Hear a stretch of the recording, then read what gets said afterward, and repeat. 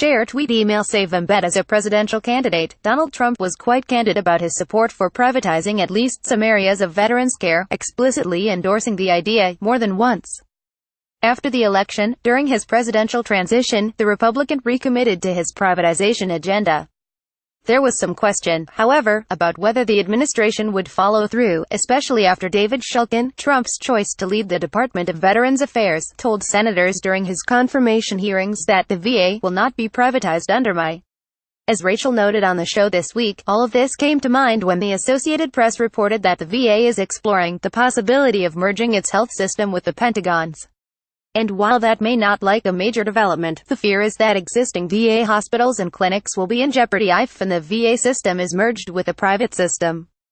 News of the plan stirred alarm from veterans groups, who said they had not been consulted, and sharp criticism from congressional Democrats, who pledged to oppose any VA privatization effort that forces veterans to pay out of pocket for the benefits they have earned with their heroism. Today, we see evidence that the Trump administration is quietly planning to dismantle veterans' health care, said House Minority Leader Nancy Pelosi, D. Califf.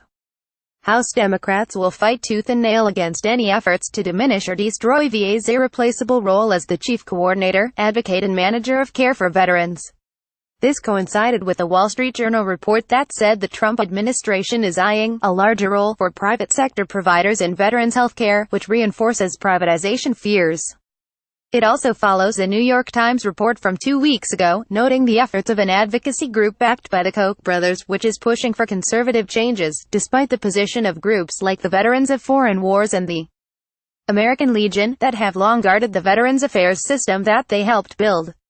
The fact that these established veterans organizations are being kept in the dark about the Trump administration's plan says quite a bit about the merits of the agenda.